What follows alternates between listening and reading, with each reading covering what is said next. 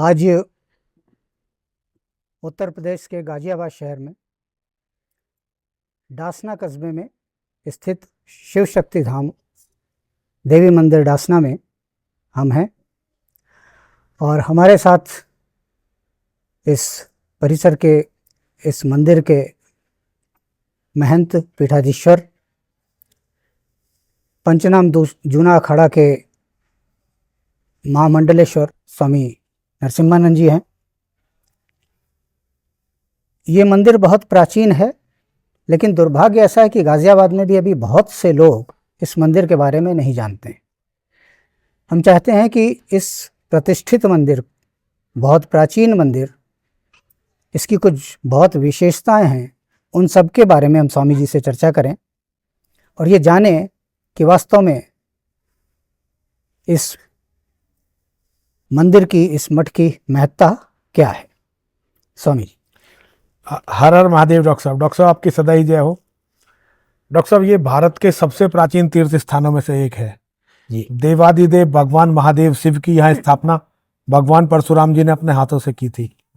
महाकाली का भारत का सबसे प्राचीन मंदिर है ये। ऐसा जन विश्वास है कि पांडव इस मंदिर में जब पहला लाक्षागृह यहाँ से ज्यादा दूर नहीं है, जब लाक्षागृह के बाद उन्हें अज्ञातवास काटना पड़ा था अपनी माँ के साथ, तो वो कुछ दिन इस मंदिर में रहकर गए थे जी। बहुत प्राचीन इस मंदिर के बारे में बहुत सारे जनविश्वास हैं, लेकिन जो ऐतिहासिक तथ्य है वो ये है कि मुस्लिम आक्रमणकारियों ने जब पहली बार दिल्ली को जीता था, तब ये मंदिर यहाँ केवल इस क्षेत्र के नहीं, दुनिया के बड़े तीर्थ स्थलों में से एक था। मुस्लिम आक्रमणकारियों ने दिल्ली को जीतने के बाद इस मंदिर को तोड़ दिया था।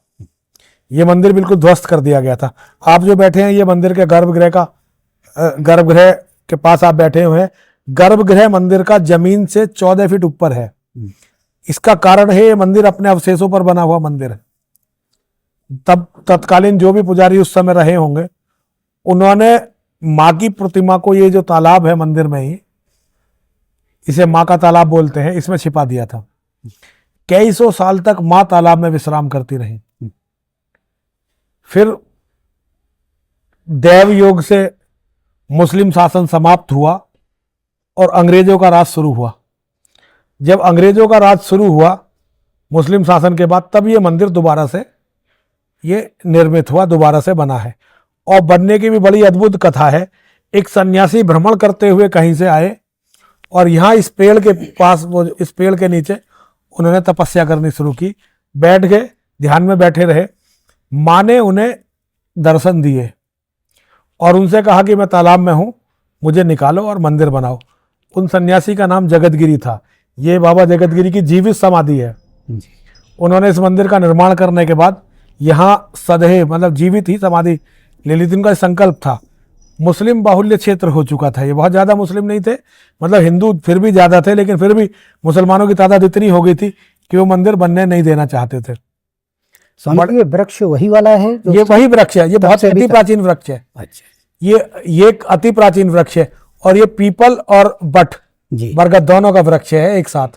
ये अति प्राचीन वृक्ष है, हजारों साल पुराना वृक्ष है ये। तो स्वामी जी ने मंदिर बनाना शुरू किया। मुसलमान मंदिर बनने नहीं देना चाहते थे। कई बार स्वामी जी के साथ मारपीट हुई। स्वामी जी को यहाँ से भगाने का प्रयास हुआ। स्वामी जी जब थक गए तो उन्होंने माँ से कहा, तालाब से उन्होंने माँ को निकाल ही लिया था। माँ से कहा कि माँ, अब मेरी शक्ति नहीं है, मैं नहीं बना सकता, लेकिन मेरा ये संकल्प है कि अगर तुम ये मंदिर पूरा करवा दो तो मंदिर पूरा होते ही मैं जीवित समाधि ले लूंगा। तब अचानक कहीं से घूमता फिरता एक शेर उनके पास आने लगा और शेर उनके पास आकर ऐसे ही बैठ जाता। स्वामी जी अपना ध्यान करते रहते, पूजा करते रहते, मजदूर यहाँ काम करते रहते, शेर स्वामी जी के पास बैठा रहता। ये शेर भी जो यहाँ पे मूर्ति, ये बिल्कुल और ये भी कहते हैं इसके नीचे उसी की समाधि है। ये बहुत अद्भुत चमत्कार है। मंदिर पूर्ण होते ही यहाँ शेर ने प्राण त्यागे। शेर ने जब प्राण त्यागे तो जगतगिरी जी महाराज ने शेर की समाधि बनवाई। यहाँ इसके नीचे शेर विश्राम कर रहा है। और समाधि बनवाने के बाद उन्होंने मिट्टी की जो है एक शेर की मूर्ति बनवा दी। शेर के शरीर त्यागने के बाद जगतगिरी जी महाराज ने अन्न और सब तरह के अन्न और जल छोड़ दिया। अन्न जल छोड़ने के बाद उनका शरीर पूर्ण होने से पहले यहाँ उनकी जीवित समाधि उनके यहाँ लगाई गई। उस समय उनकी क्या अवस्था रही होगी? उनकी अवस्था इसके बारे में प्रमाणिक नहीं है कुछ भी जी। लेकिन उनकी अवस्था करीब 50 के आसपास थी। बहुत बुजुर्ग नहीं थे जगतगिरी जी महाराज, तपस्वी बहुत ऊंचे स्तर के थे। तो ये मंदिर का निर्माण हुआ। और ये मुगल काल का कौन सा समय था? औरंगजेब वाला? नहीं, उसके भी पहले। मंदिर टूटने वाला तो पहले आक्रमण में। वो ये जब मोहम्मद गौरी जीता था और ये गुलाम वंश वगैरह जब यहाँ थे, उन्होंने तोड़ दिया था। कई सौ साल तक माँ को यहाँ विश्राम। औरंगजेब की बात नहीं थी डॉक्टर साहब। डॉक्टर साहब मंदिर तो हर मुस्लिम आक्रमणकारी ने तोड़े हैं। महमूद गजनबी इससे पहले ये मोहम्मद बिन कासिम ने सिंध के सारे मंदिर तोड़ दिए थे। ये तो इनकी परंपरा में था, सभी तोड़ते थे। कुछ प्रसिद्ध मंदिरों के बारे में चर्चा हुई, कुछ मंदिरों की चर्चा वो छिपाने में कामयाब हो गए। जैसे इस मंदिर को के बारे में छिपाने में वो लोग कामयाब हो गए, मंदिर के बारे में लोग नहीं जान पाए। तो जगतगिरी जी महाराज ने मंदिर बनवाने के बाद अपनी जब जीवित समाधि ले ली, उसके बाद यहाँ लोग आके रहने लगे। मेरे आने तक डॉक्टर साहब मंदिर के अंदर इतना जबरदस्त यहाँ मुस्लिम विरोध रहा कि मुझसे पहले जितने भी लोग यहाँ महंत बने, जगतगिरी जी महाराज के बाद लगभग ये 250 पौने 300 साल के अंतराल में जितने भी महंत बने, या तो वो यहाँ से पीट के भगाए गए या उनकी हत्या की गई है। हत्या भी ऐसी कर दी थे कि लाशें भी नहीं मिलती थी, या कोई कमजोर महंत होता था उसे पीट के भगा देते थे। मेरी हत्या करने का भी मुसलमान भाई पूरा प्रयास कर रहे हैं, लेकिन माँ के और महादेव की कृपा कि मैं अभी जीवित हूँ। कब तक जीवित रहूंगा ये पता नहीं। तो स्वामी जी आप यहाँ पर कब आए थे इस मंदिर? मुझे लगभग अब इस मंदिर में आए 17-18 साल हो गए। और अक्सर एग्जैक्ट डेट मुझे याद नहीं है। मुझे लगता है कि 2007 में मैं आ गया था। यहाँ पर आपका आगमन किस प्रकार से हुआ? देखिए ये मंदिर बिल्कुल खाली पड़ा हुआ था जी। यहाँ के महंत थे मौनी बाबा जी। मौनी बाबा के साथ बड़ा बुरा यहाँ हुआ, डकैती डली। वो बुजुर्ग आदमी थे, 90 साल से ज्यादा के थे। उनकी पसली वसली तोड़ दी गई, बहुत मारा पीटा गया उन्हें। वो दुखी होकर यहाँ से चले गए। उसके बाद उनके एक शिष्य यहाँ रहने लगे, लेकिन उन्हें भी यहाँ के भूमाफियाओं ने मुसलमानों के साथ मिलकर ज्यादा दिन नहीं रहने दिया। उनका नाम गणेश गिरी था। जब ये मंदिर खाली था तो गाजियाबाद के सन्यासियों ने, सारे साधुओं ने, जिसमें विशेष रूप से दुधेश्वरनाथ मठ है हमारा गाजियाबाद का, अति प्राचीन मठ है। वहाँ के जो मठाधीश हैं महंत, वहाँ के श्री महंत नारायण गिरी जी महाराज, उन्होंने कहा कि भाई डासने का मंदिर खाली पड़ा हुआ है और ऐतिहासिक मंदिर है। उस समय मैं किसी स्थान पर बैठा हुआ भी नहीं था। उन्होंने कहा कि आप यहाँ इस स्थान पर बैठिए, इसे संभालिए। ये सब माँ की कृपा थी। उस समय भी आपको ये ज्ञात था कि यहाँ की स्थिति क्या है मुसलमानों की? उस समय हाँ, उस समय तो बहुत बुरी स्थिति के जो मंदिर निर्माण आप देख रहे हैं, तब मंदिर यहीं तक था जी। ये हॉल और ये पीछे का जो सब है, बस ये माँ का और ये शिवालय और ये श्री कृष्ण मंदिर और ये था बस। बाकी जो निर्माण हुआ वो सब बाद में हुआ है। तो मुझे सारी स्थिति पता थी और मुस्लिम भाइयों के प्रेम के कारण ही मैं यहाँ पर रुका। मुझे लगा कि मुझे यहाँ रुकना चाहिए ताकि इस्लाम को यहाँ से समझकर मैं सारी दुनिया को बता सकूं। भाई आप तो जानते हैं डॉक्टर साहब मुझे इस्लाम से कितना प्रेम है। जितना मैं इस्लाम से प्रेम करता हूँ उतना तो मैं किसी से करता नहीं। इस्लाम की जो सच्चाई है वो सारी दुनिया को बता सकूं, उसके लिए इससे अच्छा स्थान कोई नहीं था। इसीलिए मेरी माँ और महादेव ने मुझ पर कृपा की। मैं जब यहाँ आया था तो एक बहुत अति साधारण सन्यासी था और अपने खर्चे के लिए भी बड़ा परेशान रहता था। माँ ने मुझे इस लायक बनाया कि मैं यहाँ से बैठ के पूरी दुनिया तक इस्लाम की सच्चाई पहुंचाई। जो इस्लाम के बनाने वाले हैं मोहम्मद, जिन्हें हिंदू बड़े गर्व से मोहम्मद साहब कहते हैं, मैं मोहम्मद साहब तो नहीं कह सकता क्योंकि मैं उनकी सच्चाई को जानता हूं। तो मोहम्मद की सच्चाई दुनिया को बताने का श्रेय माँ और महादेव ने इस मतलब मुझ जैसे छोटे और तुच्छ आदमी को दिया। ये मैं माँ और महादेव की कृपा मानता हूं। डॉक्टर साहब जैसा शक्तिपीठ हिंगलाज भवानी है, जैसा शक्तिपीठ कामरूप कामाख्या है, उसी तरह का जैसा कलकत्ते में है काली जो दक्षिण काली मंदिर है, जैसे मनसा देवी मंदिर है, जैसे ज्वाला जी मंदिर है, उसी ऊर्जा का मंदिर, उसी सात्विक आध्यात्मिक ऊर्जा का मंदिर ये डासना का शिव शक्ति धाम है। और यहाँ आपने माँ के दर्शन किए होंगे डॉक्टर साहब। जी। माँ की सबसे प्राचीन प्रतिमा भारतवर्ष की यहीं पर विराजमान है और माँ जीवित है यहाँ पर और माँ प्रकट है। यहाँ मांगी हुई हर सात्विक मनोकामना माँ और महादेव स्वयं पूरा करते हैं। जी। ये अभी दुर्भाग्य है ये उन हिंदुओं का जो इस मंदिर के बारे में जानते नहीं हैं या यहाँ तक आए नहीं हैं। आपके माध्यम से और सब लोगों के माध्यम से लोग इस मंदिर के बारे में जानें और यहाँ आना शुरू हो तो माँ की कृपा उन पर अभूतपूर्व कृपा होगी। माँ यहाँ बैठी इसलिए हैं कि हिंदुओं की सात्विक मनोकामनाओं को पूर्ण कर सकें। बहुत कम मूर्तियां, डॉक्टर साहब आप जाके देखेंगे शक्तिपीठों में, तो शक्तिपीठों में माँ के नाम पर शिलाओं का पूजन हो रहा है। जी। या जो अब मूर्तियां हैं वो 50 साल पुरानी, 100 साल पुरानी, 150 साल पुरानी, अंग्रेज के टाइम की है।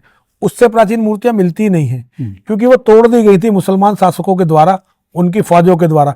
शासक तो खैर मुसलमान नहीं थे तो लुटेरे, लेकिन एक आदत पड़ गई कि शासक निकल जाता है मुंह से। मुसलमान लुटेरों द्वारा ये मंदिर सारे तोड़ दिए गए थे।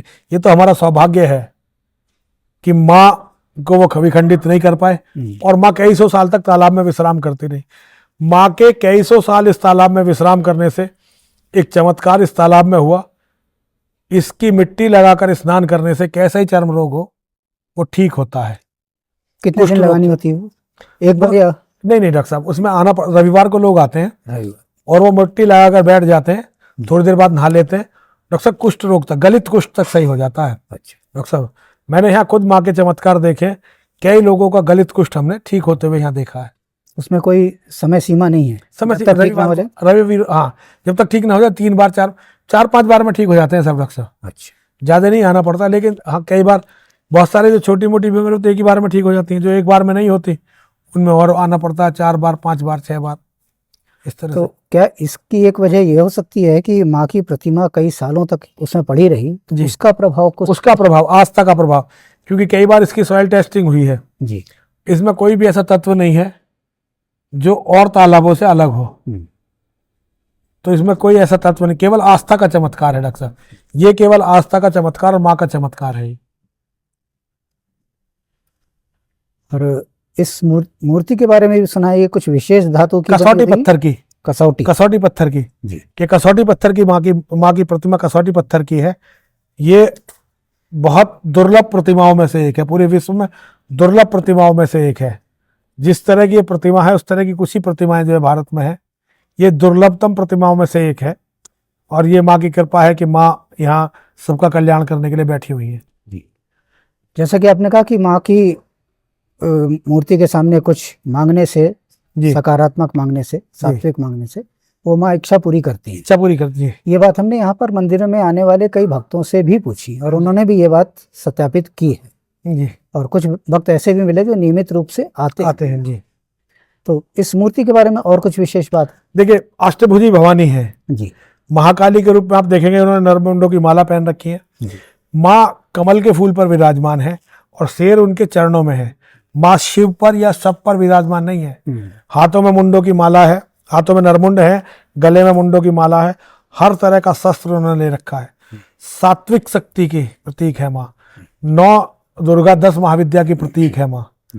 तो यहाँ किसी भी रूप में आप माँ की पूजा करेंगे वही माँ फल देंगी जी। क्योंकि माँ संपूर्ण 9 देवी और 10 महाविद्याओं का मिला जुला स्वरूप के रूप में माँ यहाँ विराजमान है।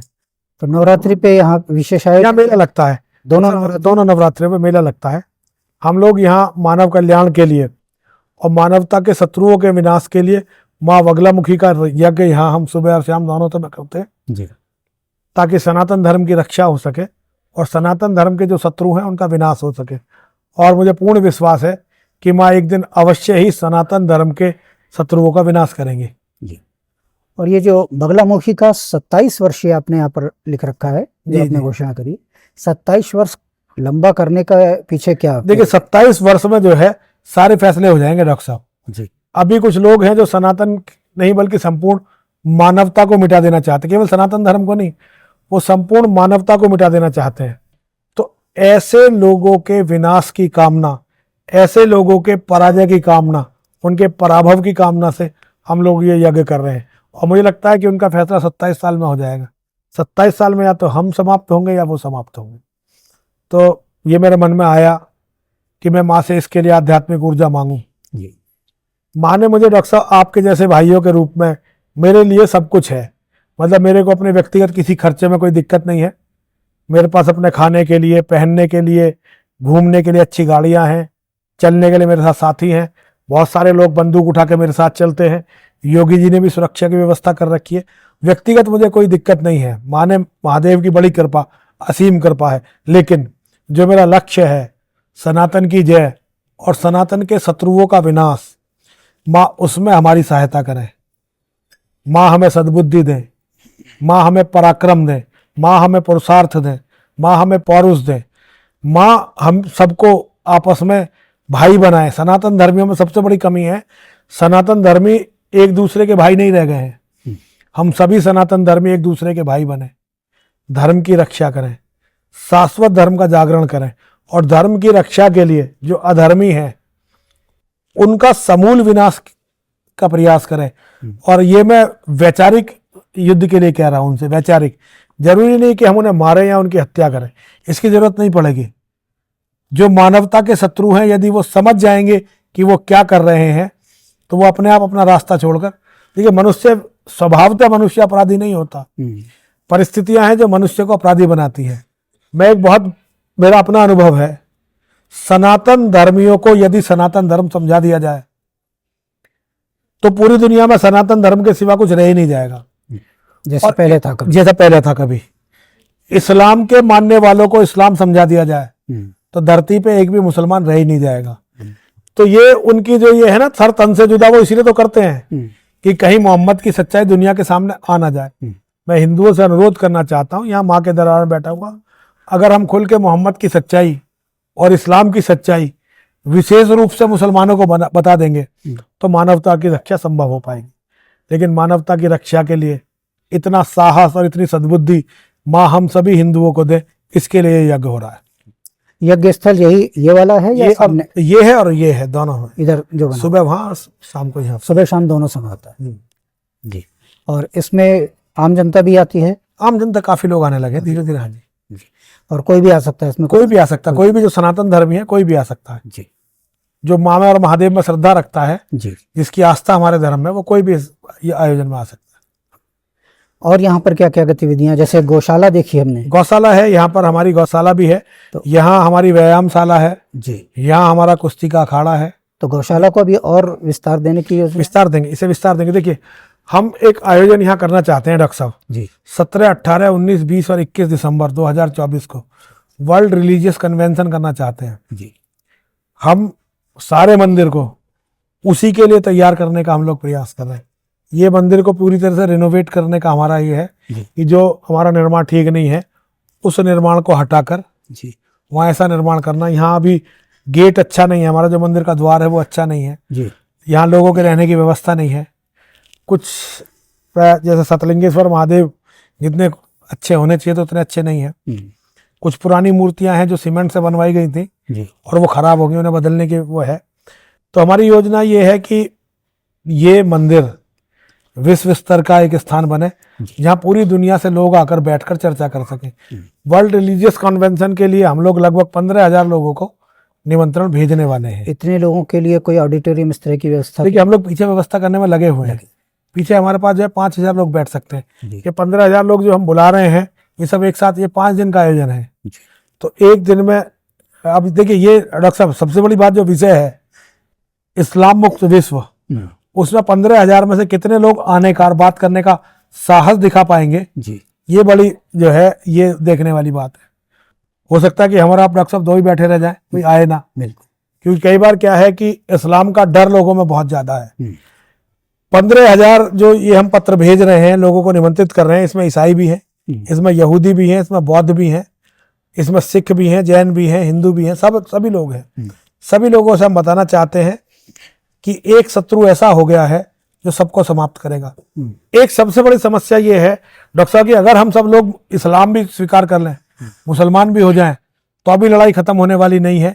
क्योंकि मोहम्मद ये कह के गया है कि इस्लाम के 73 फिरके होंगे जिसमें 72 फिरके जहन्नमी होंगे, मुनाफिकों के होंगे, केवल एक जन्नती होगा। इसका मतलब ये है कि इस्लाम की ये लड़ाई अंतहीन चलती रहेगी। जब तक दुनिया बिल्कुल बर्बाद नहीं हो जाती तब तक ये लोग लड़ते ही रहेंगे। तो सबकी हत्या से अच्छा ये है कि उन लोगों को उनका इस्लाम समझाने का प्रयास करा जाए, बताया जाए कि इस गंदगी से निकलो। तो उसका ये प्रयास है वर्ल्ड रिलीजियस कन्वेंशन। हम लोग सफल होते या नहीं होते तो माँ जाने, महादेव जाने, लेकिन एक धर्म गुरु होने के नाते मेरा कर्तव्य है कि मैं ये बात जो खतरा है उसे दुनिया को बताऊं। गायों के बारे में थोड़ी सी और चर्चा होनी चाहिए। ये साला जो पाया है, ऐसा कहा जाता है कि 33 कोटि देवता जो है वो सिर्फ गाय में विराजती है। अगर गाय की सेवा हम अच्छे से करें जी तो हमें 33 कोटि देवताओं का आशीर्वाद प्राप्त हो जाता है। जी डॉक्टर साहब, तो ये बात यहाँ लोगों को समझाने की जरूरत है जी ताकि लोग यहाँ आए गौशाला में। आए हैं डॉक्टर साहब। डॉक्टर साहब, ये बात तो आपकी सही है कि गाय हमारे लिए बड़ी पूज्य और दिव्य है, लेकिन डॉक्टर साहब गाय का अस्तित्व भी तभी तक है पूजनीय रूप में जब तक हिंदू है। अगर हिंदू समाप्त हो गया तो गाय केवल उन लोगों के खाने के काम आएंगे जो हमें समाप्त करेंगे। अगर हमें गौ माता की रक्षा करनी है, अगर हमें अपनी बहन बेटियों की रक्षा करनी है तो हम लोगों को भी जीवित रहना पड़ेगा। तो इस मंदिर में गौ सेवा, आपकी बिल्कुल बात सही है, गौ सेवा पूजा सब अपनी जगह, लेकिन इस मंदिर का जो मेन उद्देश्य है हम लोगों का वो ये है कि हिंदू भी बचना चाहिए जी। हमारे बच्चों को भी जीवित रहने का उतना ही अधिकार है जितना किसी और कौम के बच्चों को अधिकार है। और केवल हम ही नहीं, अगर मुसलमानों की जनसंख्या दुनिया में इतनी बढ़ती रही, इसी तरह बढ़ती रही, तो खतरा सभी के सामने है। उस खतरे के बारे में पूरी दुनिया को हम लोग समझा सकें तो ये भी मानवता की एक बड़ी सेवा होगी, ऐसा मैं समझता हूँ। जी। अच्छा, हवन यज्ञ के बारे में एक बात सुनी है कुछ विद्वानों से कि अगर किसी बैरी को नष्ट करना है जी या कमज़ोर करना है तो ये यज्ञ हवन होता है, उसमें लकड़ी जो प्रयोग करते हैं वो बेर की लकड़ी होनी चाहिए। इसमें कहाँ तक सच्चाई है? देखिए, ये कुछ लोगों का मानना है। बाकी मेरे गुरु स्वामी ब्रह्मानंद सरस्वती जी माँ वल्गामुखी के सबसे बड़े उपासकों में से एक थे जी। और ऐसा लोगों का जन विश्वास है कि वो माँ के साक्षात्कारी थे। मैं भी इस बात में विश्वास करता हूँ।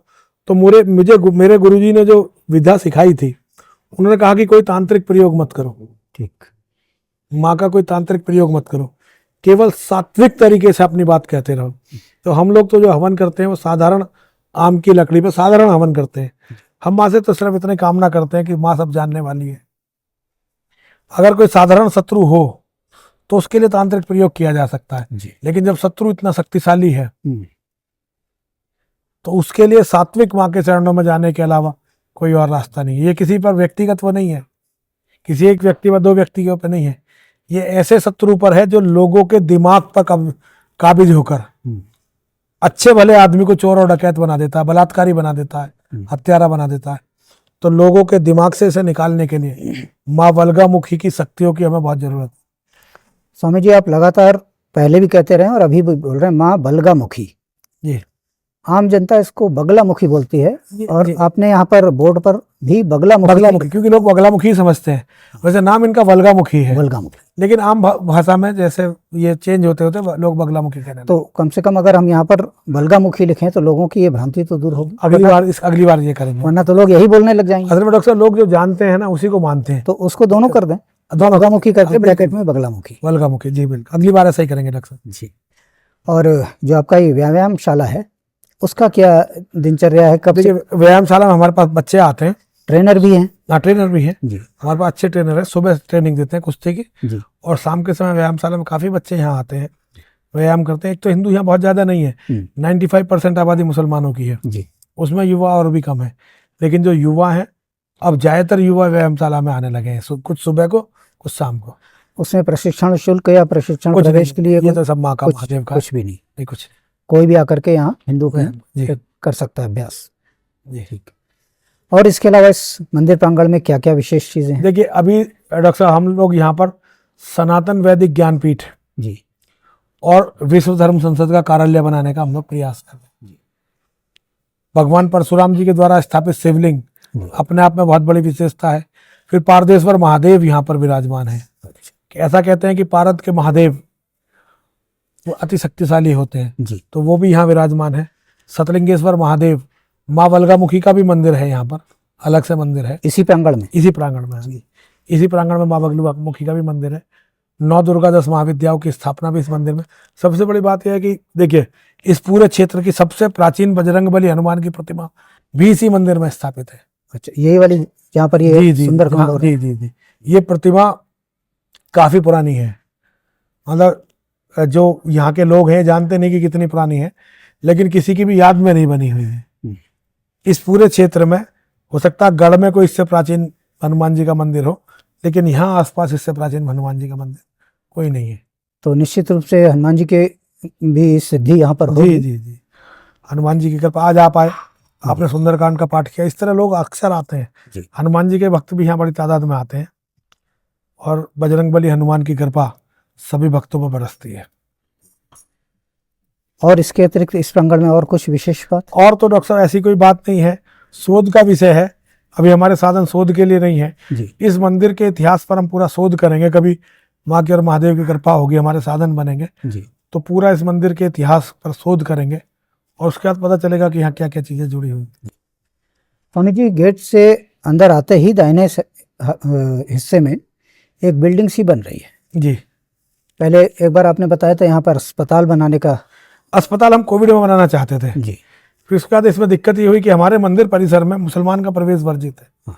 इस शर्त के साथ कहीं से भी हमें सरकारी परमिशन नहीं मिलेगी। हाँ, अस्पताल के लिए। अस्पताल के लिए कोई भी हमें पास ही नहीं करेगा। तो फिर हमने, हमारे सामने दो रास्ते थे कि या तो अस्पताल बनाओ तो ये बोर्ड हटा दो, हाँ।